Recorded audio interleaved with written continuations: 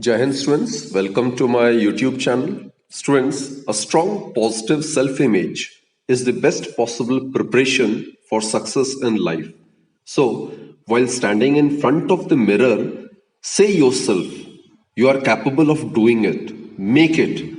I think this inner strength is very much required if you ought to achieve success. With that positive note, students, let's begin today's session. Today we are going to discuss a very important topic, which is Einstein's mass-energy equivalence relation. In 1905, that is, in the beginning of the century, Albert Einstein showed that matter was equivalent to energy, whatever the form of matter. The energy associated with a mass m, just because of its existence, is given by the famous formula of Einstein, which is E equals to mc square. So, Einstein proved the equivalence of mass and energy. He showed that mass m can be converted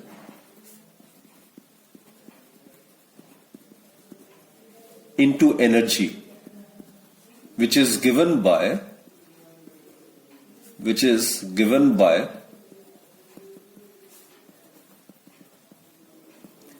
E equals to mc square. This is a very famous relationship, and this relationship is known as Einstein's mass energy equivalence relationship. Here E stands for the energy, m is the mass, and c is the speed of the light, right? So here c is the velocity of light. It is the velocity of light, which in air or vacuum is 3 into 10 raised to power 8 meter per second. And m is the mass. Actually, students, most of the energy of this universe, such as energy from the sun and also from various stars, comes from conversion of mass into energy. Yes, I repeat, students, most of the energy of the universe, as well as the energy coming from the sun and the stars, comes because of the conversion, because of the continuous conversion of mass into energy. So this relation E equals to mc square, it is known as Einstein formula of mass energy equivalence. Clear, students? So basically, even a minute amount of matter gives rise to an enormous amount of energy if this conversion can be made. And a collision between an electron and a positron is the oppositely charged version of the electron. Two bits of matter, it can lead to their total annihilation and to the production of pure energy in the form of electromagnetic radiation. Clear, students? So now let's discuss this particular result, right? Students, the mass energy equivalence formula ascribes energies to all masses, that is E equals to mc square, and masses to all energies, that is m equals to E by c square, right? So basically the relation E equals to mc square leads to the unification of two laws, and those two laws are the law of conservation of mass and the law of conservation of energy. And this result leads to the unification of these two laws into one law, which is called as the law of conservation of mass energy. So it leads to the unification of the two laws into one law, which is known as law of conservation of mass energy. Students, let's discuss annihilation of matter. This can also be explained with the help of E equals to mc square. Now students, when a positron means it has the same mass as that of an electron but an opposite charge. So mass of a positron is 9.1 into 10 raised to minus 31 kg, while it carries a charge of plus 1.6 into 10 raised to power minus 19 coulomb, right? So positron is an antiparticle of an electron. It is of same mass as that of an electron but carries positive charge, right? So it is found that when an electron and a positron come close to each other, then they annihilate or destroy each other. their masses are completely converted into energy according to this relation, E equals to mc square, right? And the energy thus obtained is released in the form of gamma radiations or gamma rays. Thus, in this case, the matter is annihilated. Thus, in this case, matter is annihilated. Means matter always disappears so as to give us an equivalent amount of energy. To give an equivalent amount of energy.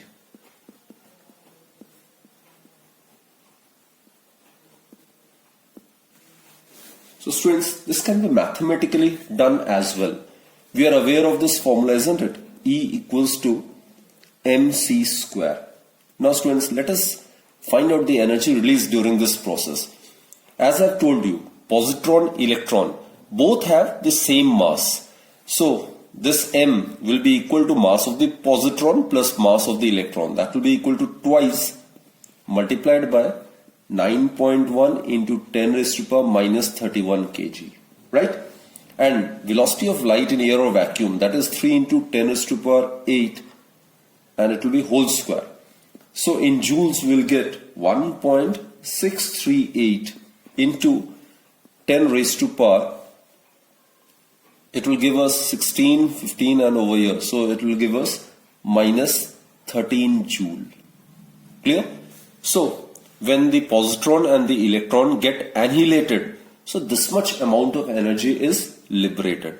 It can also be converted in mega electron volts. Here I must mention, this is the unit of energy, electron volt, which we will frequently use.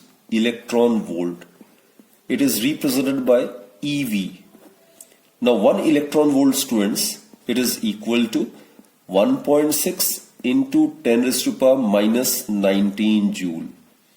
Therefore students, 1 mega electron volt, it is equal to, mega means 10 raised to power 6. So it will give us 1.6 into 10 raised to power minus 13 joule. Normally the energy so released, they are expressed in mega electron volts. So it can be converted into mega electron volts. So it will give us 1.638 into 10 raised to power minus 13 divided by 1.6 into 10 raised to power minus 13 mega electron volt. 1 joule would be equal to 1 divided by 1.6 into 10 raised to minus 13 mega electron volt. So that is what I have done over here. So 10 raised to minus 13, 10 raised to minus 13 get cancelled. 1.638 divided by 1.6. So it will be approximately 1. So it is roughly 1.02 mega electron volt. Right students? So the energy of each photon, it would be equal to 1.02 divided by 2. That will give us 0.51 mega electron volt. So the energy possessed by each photon during the release of the gamma radiations would be 0.51 mega electron volt. Clear? So energy of each photon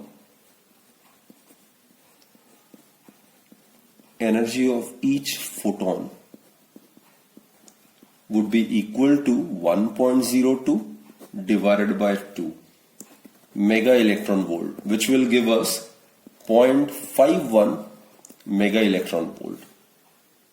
An electron get completely absorbed, right? So when the gamma rays are released, what happens is the energy of each gamma photon, it would be 0.51 mega electron volt. Clear students? Students, next is pair production. Actually, pair production, it is the process which is the reverse of annihilation of matter. Here, matter is completely destroyed and is converted into energy. And here we'll see the energy will get converted into an equivalent amount of matter. So basically, pair production is the reverse of annihilation of matter. In this case, what happens is a photon of energy 1.02 mega electron volt, when it approaches a massive nucleus, then under the effect of the intense electric field, what happens is it splits up into pair of particles. And what are those particles? It gets split up into it gets split up into an electron and a positron. So during the annihilation of matter, the positron and electron, they combine together and they get destroyed and energy is liberated. Here what is happening is energy, photon possessing this much energy, when it approaches a nucleus, it splits up into electron and a positron. Thus what is happening during the pair production process is that energy has been materialized by converting into matter. So this much amount of matter is obtained. M is equal to E divided by C square. This is the combined matter obtained, isn't it? So students, as per Einstein's mass energy equivalence relationship, mass M can be converted into energy, which is E equals to mc square, and energy E can be converted into mass, that is given by M equals to E by C square. Students, let us discuss some numericals based on Einstein's energy mass equivalence relationship.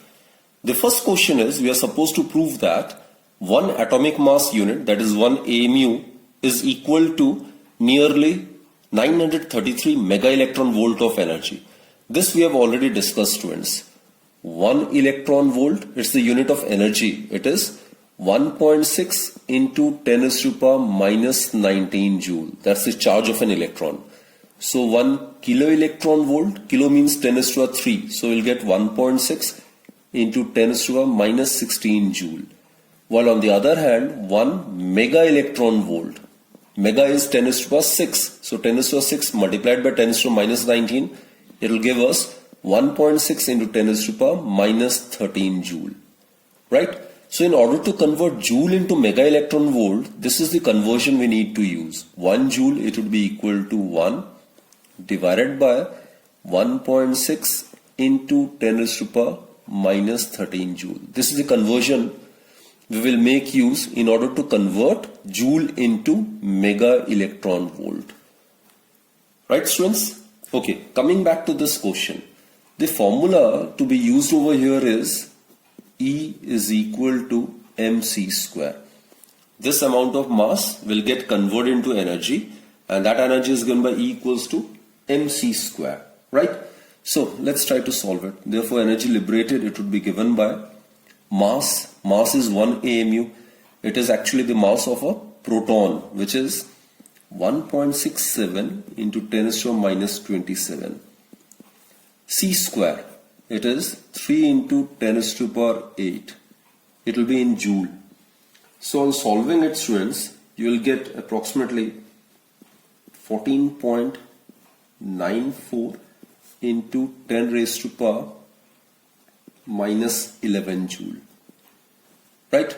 Now, in order to convert this joule into mega electron volt, what you do is, you will divide it by 1.6 into 10 raised to the power minus 13, isn't it? It will be in mega electron volt. Now you can solve it. It will be 14.94 divided by 1.6 multiplied by 10 raised to the power. When it goes above, then this negative sign will get changed to positive. Plus 13 minus 11 is plus 2. This much mega electron volt. Right? So this will give you approximately 933.75 mega electron volt. So students, it is very, very important result. You need to remember this particular result, right? So 1 AMU is equivalent to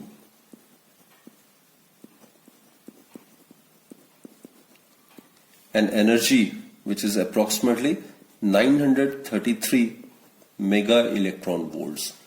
This is a very important result which you need to remember. You can directly make use of this result while solving numericals. Right? So 1 AMU is equivalent to about 933 mega electron volts. Let's proceed to the next question. Another one, very interesting one. As we have discussed, in sun and other stars, the energy is liberated due to the continuous conversion of matter into energy as per Einstein's energy mass equivalence relation, that is E equals to mc square. So this is a question which is based on the same concept. So in the sun, about 4 into 10 to 10 kg of matter per second is being converted into energy. So we are supposed to find out the power output of the sun. Now we are aware power is the rate of the energy which is liberated, isn't it? Rate means energy liberated per unit time. So what we do is, it is given that mass converted per second in the sun, it is given to be 4 into 10 is to power 10 kg, right? We are aware of the velocity of light in air or vacuum, that is 3 into 10 is to power 8 meter per second. Now the energy produced when this much mass is converted into energy per second is E equals to mc square, right? Therefore substitute the value. So 4 into 10 is to power 10 multiplied by 3 into 10 is to power 8 to the power square. So 3 square 9, 9 4 36. So 36 into 10 is to power 16 and 10, it will be 26, or 3.6 into 10 is to power 27 joule. Clear, students? So this much amount of energy is liberated per second. It is the energy liberated by the sun per second. And students, you are aware the rate of energy liberated per unit time, that is known as power, isn't it? Therefore, power output of the sun would be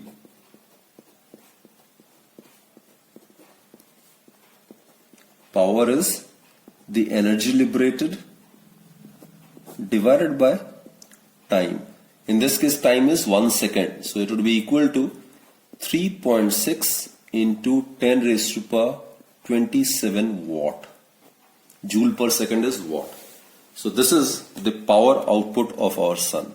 3.6 into 10 raised to power 27. Again, this is a very, very important result, right? We should be aware of this particular value. Okay, students, let's come back to question number 3. Actually, there is another application of E equals to mc square, right? In the case of nuclear bomb, where nuclear fusion reaction takes place, in hydrogen bomb basically.